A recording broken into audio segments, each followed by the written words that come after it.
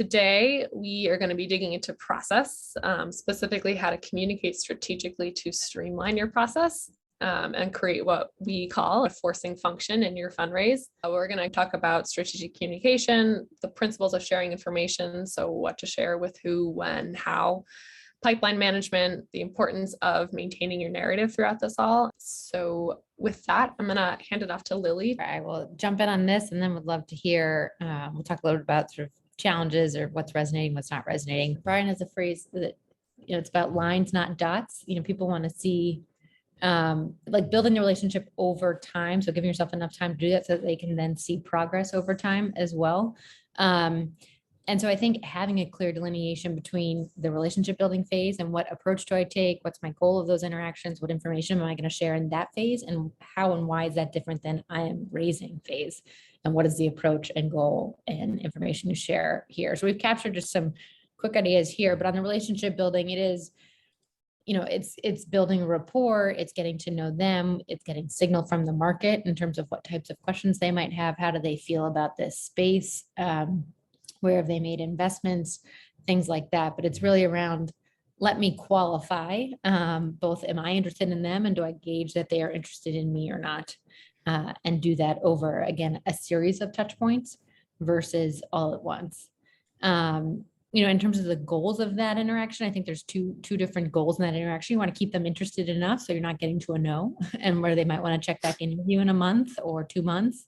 I know with founders that I'm nurturing, I try to check in once a month, once every 2 months, based on what I gauge their timeline might be.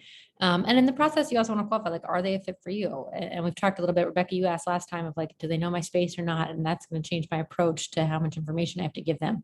So getting a sense of that. And we have a resource around like, what questions can you ask in those meetings to get a sense of that. And it also helps flip the airtime so that you're not pitching for 20 minutes, 25 minutes, but it's actually a conversation. And again, that's sort of the foundation of how you actually build relationships. And then in terms of like sharing information, you want to, again, sort of have teasers that are interesting, but not too much. And so I think talking about your team, talking about, progress on customers, but I'd say headlines only. And I'd say sort of headline level on some of the milestones. I often don't see decks in these qualifying meetings. Again, it's conversational, and the founders, I think those who do it well hit enough of the headlines and touch points to keep me interested and see a sense of progress. And I'm taking notes on it, obviously, in the middle of the meeting. So do be mindful that they will write it down as they check sort of progress over time. But I don't think you need to overshare. And it's about finding sort of the right level of data and information. And I think at this time, you don't need to share a full pitch deck. You don't need to share financial model. You don't need to share exact ARR and things like that in those conversations. Another good practice is like if you're doing your monthly investor updates, if you do those write-ups and you share them out to a broader investor group after you meet somebody, sharing them that update or adding them to your update list. And those, if you need examples of those, we have some of those as well. But those are a great way to help show those touch points over time in terms of your progress. A company in our portfolio, Goldcast, is one who sends out those big updates. And they really had such meaningful movement from their, I think last year was December update to their January update. Then in January, they got a ton of inbound that then sort of catalyzed their fundraise. And it was just from their email that they had sent out, that it had been sending out for 6 months over time. So those are examples of sort of the relationship building stage. Maybe just to quickly add to this, I think so much of the way a Series A investor would think about the difference in the journey to go from seed to Series A is going from, this is a really kind of unique idea, approach, concept, to, wow, there's real points around this working. And so the thing is, you're not going to be raising your A early in that stage, but you might be meeting investors early in that stage. And so like an analogy that I like to think of is you're sort of pulling an arrow back on a bow and arrow. I'm not an archer, so bear with me on this one. But my thinking is you can meet an investor as you're going through the process of pulling that arrow back and making the company interesting, but you don't want to fundraise until it's all the way pulled back and the company's actually, shown the progress that you've talked about. So I think a good way during that nurture phase is to talk about, here's where we are excited to go in 2 months, 3 months, 6 months. and create that sort of sense of you create accountability, and then Series A investors will love to see, oh crap, you actually went and did what you talked about. And so like, you're not going to fundraise on talking about doing the thing, you're going to fundraise on actually doing it. And if you can get in front of that narrative and show the progress along the way, that's a really great way to show that you're actually capable of turning your sort of insight into value. And remember what you said as you have these conversations, because VC, we write everything down.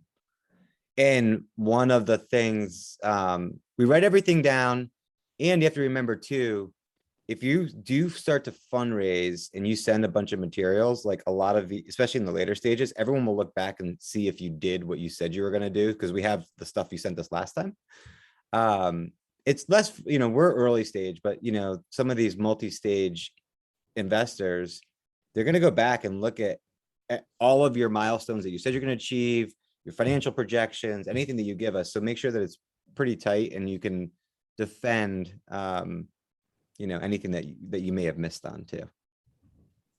So What then, it's worth, it's also not particularly difficult to scrape DocSend, and so yeah, just and put them just in for there. what it's worth. Just FYI. I think at that point, like prepping your headlines in advance of these calls in terms of like, here's what I'm going to say about customer attraction. Here's what I'm going to say about the team. And again, I wouldn't send detailed materials if you don't need to, particularly in these qualifying calls, but write down your headlines that you are going to share so that you do have that. A, so you're tight about it, make sure you get your message across, and B, so you remember what you said. Yeah. And on our end, I know, Claire, we have I think we have a sample memo, or like VCs we're all trying to fill out an investment memo. That's what we do. So we all, and like your investors are trying to come up with the narrative, right? And they're trying to plug your business into a really big market, great team, potential for it's a venture backable business, meaning that you're going to have a very large outcome, which makes sense for us to pay attention to. So as you're sort of like thinking about the narrative that we're trying to create for our internal partnership, you're actually filling in a lot of those blanks. So over time, you want to get people excited about all of the things that they're going to have to speak to make an investment in your company. So, you're building that sort of like narrative for them over time. At what stage do you think people are writing an investment memo? I would say in the back end of the diligence process. Particularly, I tend to start kind of writing them early, but I've had a lot of memos that sort of quote unquote die on the vine, right? Like I write them and then you decide, okay, we're gonna pass on this. But I think that we're writing it in our head also as we're meeting you, right? And usually every firm does this differently and every firm can improve how they do it. But like, we take notes in every meeting that we have. And usually we're trying to figure out what part of the kind of map do we not understand, where the map is sort of the memo. So it's like, okay, do we believe why this team is doing this and why are they uniquely qualified? It's like, if we get past that, it's like, do we believe that their product is unique and defensible in this market? And are they building something that other people can't copy? Okay, if we believe that, and usually each of these are the gate checks for passing too, which we'll get to. And looking at the middle sort of row here, this is where it's important. Like the relationship nurture is for investors to learn and not make an investment decision. I think there's this really important turning point where if you say, and we're fundraising, we'll get to this more, I think, but as soon as you start saying now we're fundraising, the clock goes off in our head as investors of, okay, are we going to pass or invest in this? And increasingly that's in our mind a 2 to 3 week process. Whereas getting to know you and understanding if you're onto something as you're, pulling that arrow back, as I was saying, like that could be a year-long process, right? Rebecca, to kind of anchor it in what you're seeing, there's the VCs will almost certainly have written the memo in draft or almost complete form by the time you get to a partner meeting. Yeah. So if you're meeting kind of the whole partnership, but to Brian's point, that process of creating that story starts pretty early. Brian Brian starts doing it in his head kind of on day one, if a partner kind of starts to get involved in it, then it starts to get fleshed out. But it's all having that thing nailed down and everyone reading it is a prelude to a term sheet. I think it depends too. Like it could be it depends on what you're including in that sort of like, we've seen companies do this. It depends on what level you're including. Like if you go through, just on the slide here, your exact ARR, like some of the granular details, like if you're just doing it as a relationship building thing, I think it's fine. Or if you're doing it when you're actually raising, you would include some of that detail, but you can choose to do it either way. I use this expression, your job for like fundraising is just to get to the next level of the video game. It's like, you want to keep people interested. It's like getting a job. You want to keep people interested, intrigued, and sort of like moving towards a yes, and not a no over time. And then the forcing function comes in where it's like, either you have a term sheet, you have enough investor interest, critical mass where you can start a process, etc. In between those touch points, you're really just trying to keep people having a sense of like FOMO.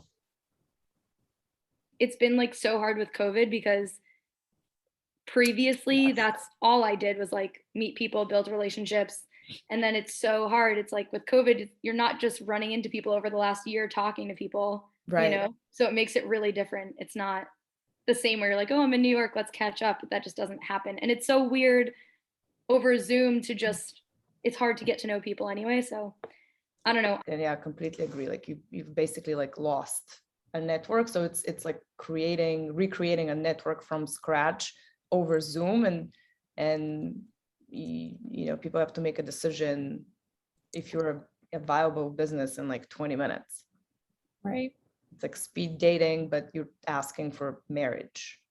I think one of the things that's challenging over Zoom is in terms of the relationship build conversations, which you want to be sort of less transactional, less presenting all your data and things like that, but more of a get to know you chat. I can understand how Zoom might feel harder to do that. Like you feel like you have to have an agenda and you feel like you have to present and sort of have like valuable use of time versus a coffee catch up where it can be a little bit more get to know you. So the nature of the meeting, I can understand.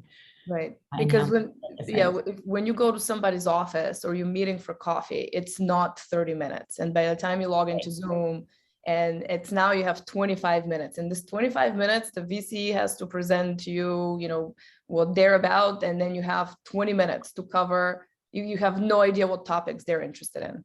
I think just one quick point there is, I think it's really easy to feel like, oh crap, I have 20 minutes. I need to run through the entire deck. And sometimes I think we might get to this here, but sometimes like you bury the gold. Like I think if you're feeling pressured by an investor, like get through all your stuff, you can also control the narrative, like zoom out before you start sharing your screen or anything and make sure you're able to tell the story of like, here's why I'm doing this. Here's why this is important. Here's why we're solving this problem. And here's why it's a massive problem. Like you don't necessarily need slides to do that. 9 times out of 10, that's what's going to make the investor want to take the next meeting with you where you can really get into the details about it.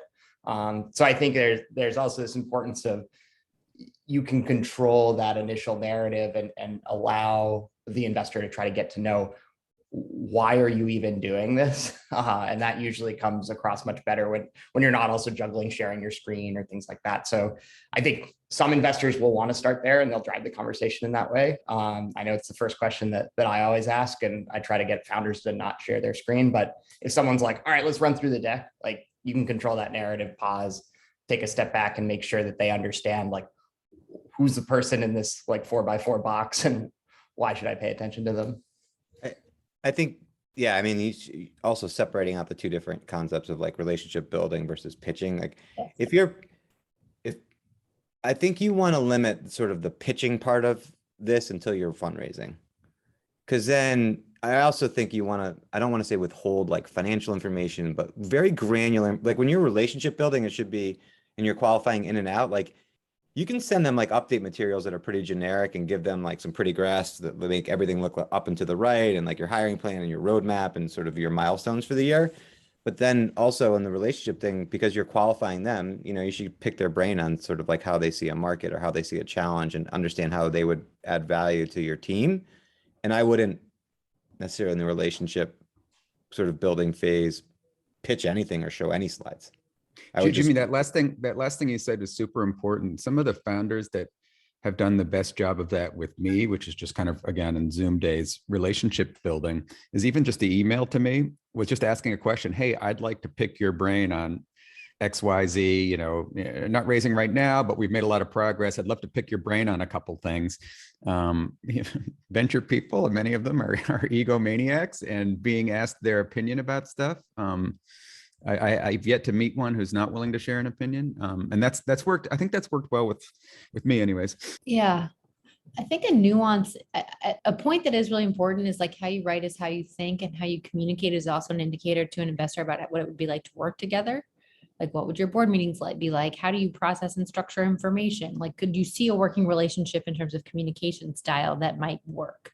And two opportunities to do that. One is indeed sort of writing a memo when you are in the actively fundraising stage. But I do think the monthly investor updates is also a great way to build that credibility in terms of how I structure my business, how I communicate that, and I do it over time. So there's a lot of signal you can put out into the world through those monthly updates that can be very positive, and to your point, not give too much information that turns somebody off, but get the benefit of giving signal of how do you communicate and how are you building your business as a founder.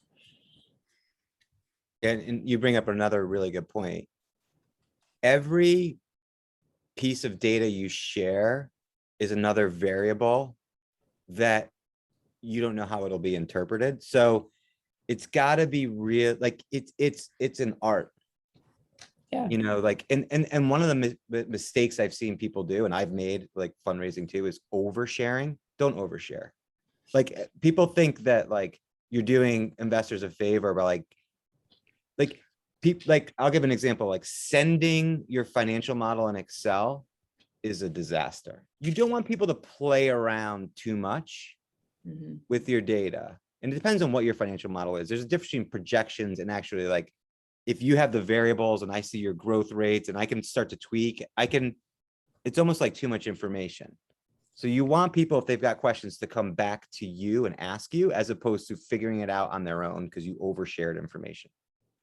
I think there's a nuance there around, you want to pull out the headlines of what's within your financial model. You know, not all 6 partners at a firm are going to dig into your model. So how do you give the partner champion the headlines of what matters that is buried in your model? And 1 or 2 people at the firm might go and dig into your model. To Jimmy's point, I think you want it to be detailed enough that it's providing them the data they want, but you do want them to, you want to be able to get ahead of any of their questions so that you can control that narrative. And so pulling out the punchlines of your model is useful. The other tactic you can do there, and this goes back to writing the memo, I've had founders say to me after maybe a second meet or a third meet, you know, what are your biggest areas of outstanding concern? As you're preparing the narrative for your partnership, like, what do you think are going to be the biggest challenges or things that you're navigating? And in my head, it's literally me building my risks section of a memo. Like, we think about the opportunity side and there's a risk side, saying like, what do I think are the biggest risks in this investment? And I've had founders ask me that, and it's a great way, A, to put the investor on the spot and sort of get them to communicate why they might pass before they've passed, so that you can get a chance to get ahead of their pushback. Yeah, and the other thing to to sort of recognize is that without risks, there are no good investments, right? And so we always know there are going to be large risks involved. Typically at the partnership level, this is more kind of bottom of the funnel, but at that level, it's usually we all agree on the risks and how do we think about the severity of them? So part of your job as a founder, as you talk through the sort of initial sale or the investors you're talking to, the secondary sale or the whole partnership, right? Is making sure that the partner and the investors you're talking to have a clear idea of what you see the risks as and how you think what hypotheses do you have around how you may overcome those over time. And I think it's the risk, I suppose, of the writing the memo is it's all kind of rosy and doesn't necessarily acknowledge like, here are the things we think are risks, because that's such a big part of what we outline to the partnership when we sort of have a company coming in. So I think it's important to acknowledge what the risks are and sort of get in front of that narrative, right? And, you know, whether it's oh, hey, it's hard to sell to this customer type, or, oh, there might be competition. Like, you can get ahead of that. And also you use the conversations you're having to kind of inform the narrative and how you frame those risks.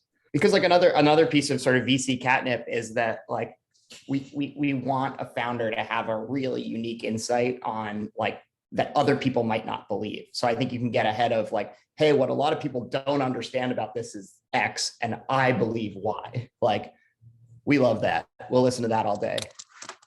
Yeah, so I think the important thing to recognize is, I think every founder knows that this is a pipeline that they're managing, right? You sort of have to track it. You have to understand what investors you're talking to. One thing that I think is critical is there's a pipeline on the other end of the table too, right? Like, the investors that you're talking to are also managing a pipeline of investments and founders that they're talking to. And part of this is how you manage your preemptive interest. Like, those conversations, you're not necessarily yet in the pipeline with those investors. And then there's a moment that you say, now I'm fundraising, and you go into you start your investment pipeline and you start going into the pipeline of those investors. And usually that process is really when we start to say, okay, I have maybe 2 to 4 weeks, depending on where you're at in your process, to wrap our head around this and decide, are we going to pass or are we going to invest? And so the clock kind of starts ticking then. And what we see as definitely a best practice is, I think it's really easy if you have preemptive interest to kind of enter a process with maybe 1 firm, 2 firms. We think definitely a best practice is managing that interest and saying, we're excited that you're interested. We're going to kick off fundraising probably at X date, and then sort of grow that interest. And I think what's important also is that if you think about, again, this as a funnel of a pipeline, like, your inbound interest should really only be one source of that pipeline.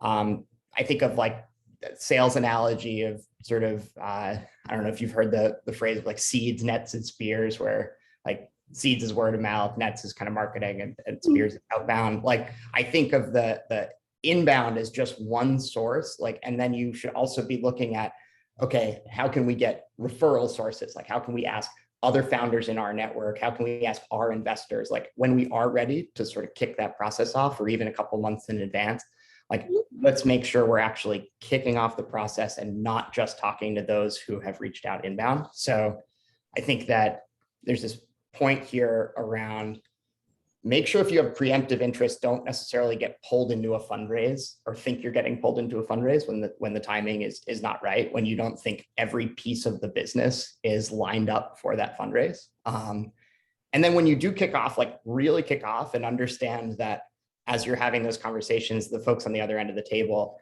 are basically thinking, I have 3, maybe 4 weeks to decide on this. And the more that you can kind of line that up and sort of kick it off, and the better, because otherwise you don't want to be having a first conversation with one firm and then 4 weeks later having a first conversation with another, because then you start to get pulled in a bunch of different directions. If you say, hey, here's where we're at, like, we know we want to go out and raise, we want to make sure that, like, we're focused on building the business right now. We want to make sure we raise the most efficient kind of fundraising process and go out and do that when the time is right for the business. Like, asking the advice around, where do you think that is? Like, we're here on these metrics, like, these things are going really well. Here are the things that I want to, prove out in the next couple of months.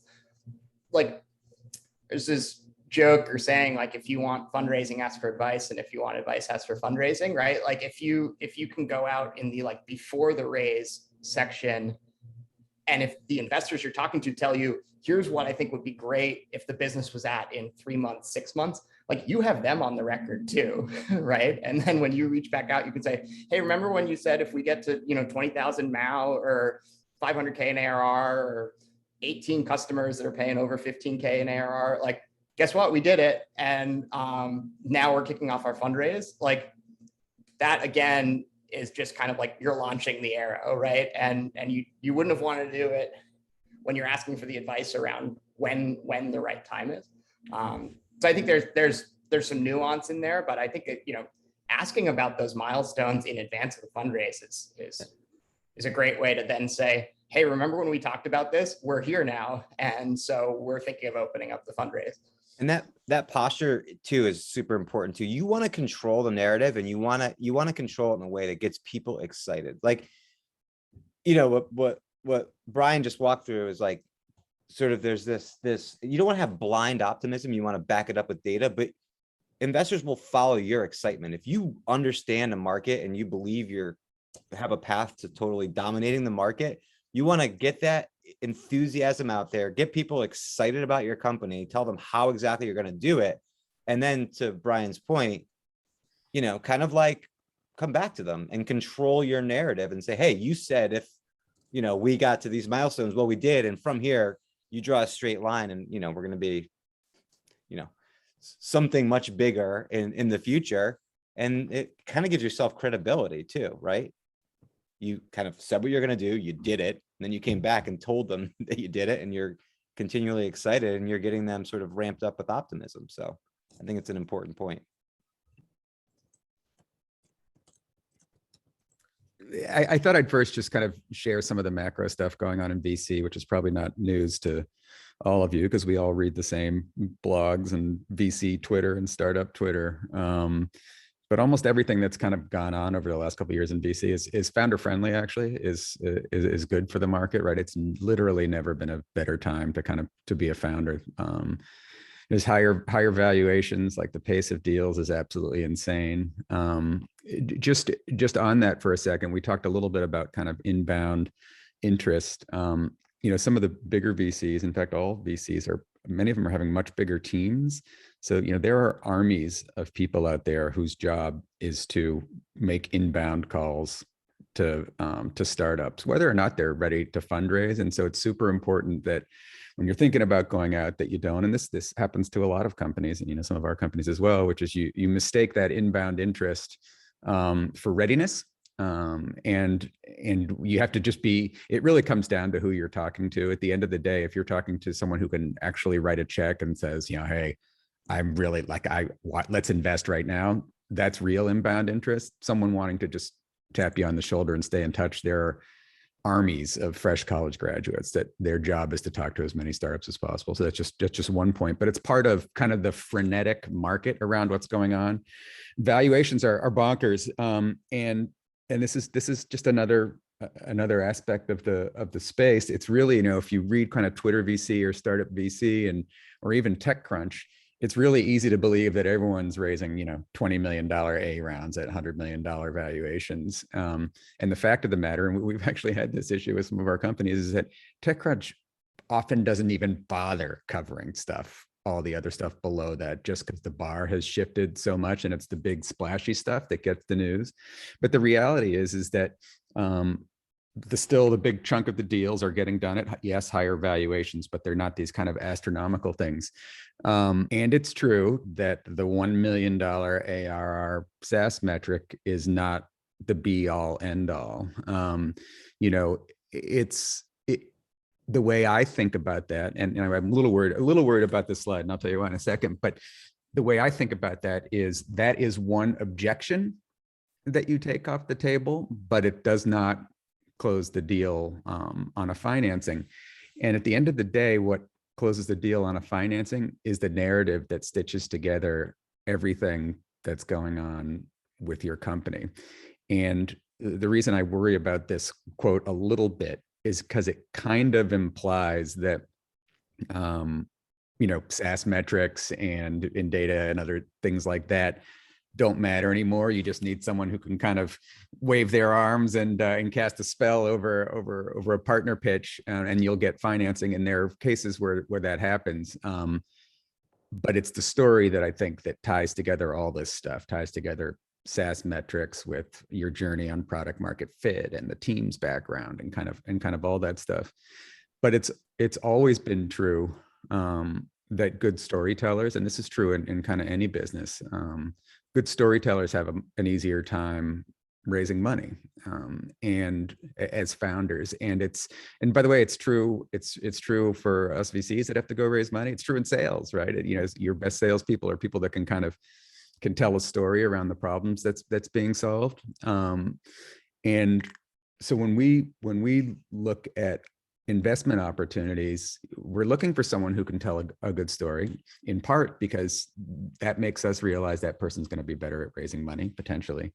But really we're looking at the kind of human being under it, right? You know, are the founders compelling?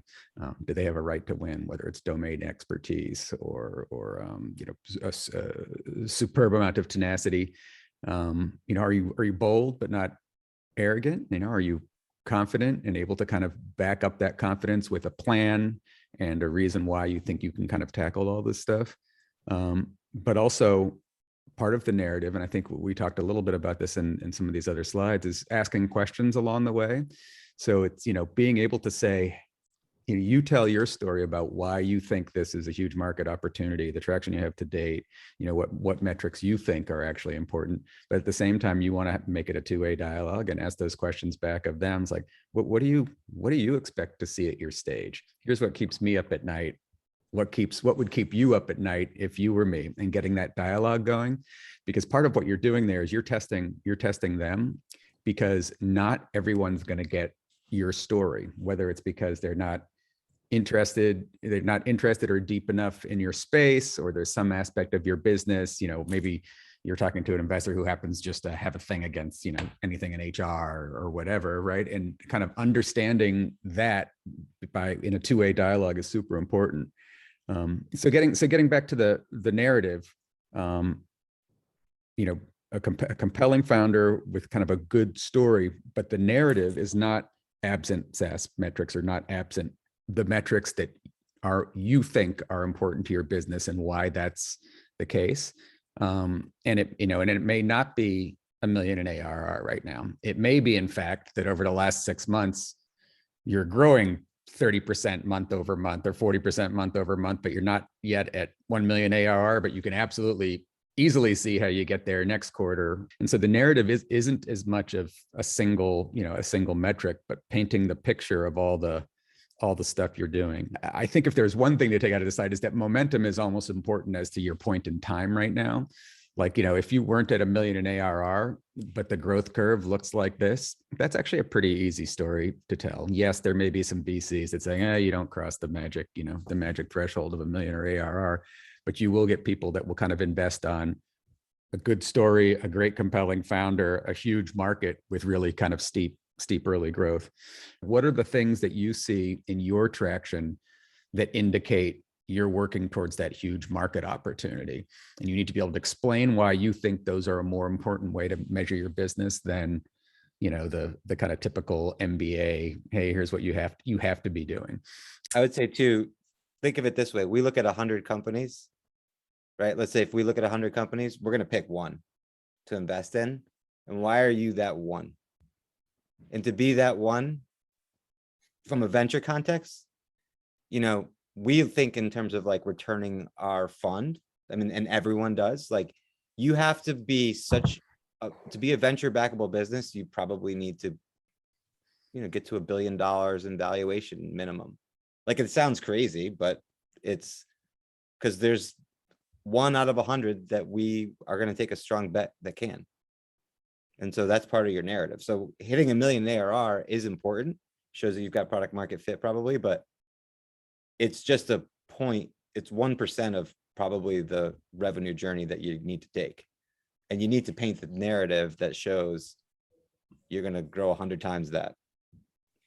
Yeah, and that's where I think the importance around like the narrative around those metrics, like whether it's 1 million, 1.5 million, 500K, I think what a lot of investors are looking for is, and it's just starting to take off, right? Like, is there something in the last 3 to 6 months that it's just like, wow, that's different? Like, I think that narrative is really important, because the other thing I want to recognize is that, like, you'll hear investors say, like, it's never been a better time to be a founder. That doesn't mean it's like never been an easier time to be a founder. Like, that's not what we mean. Like, fundraising is always a slog. You always need to find the investors who like believe that, like, holy crap, this is just starting to take off. And the more that you can like form the narrative around that, listen to who actually believes you, get rid of who doesn't. Like, in some ways it's harder, right? Because like you have to convince 100 investors or whatever, or try to convince 100. And so like the good news is the money's out there.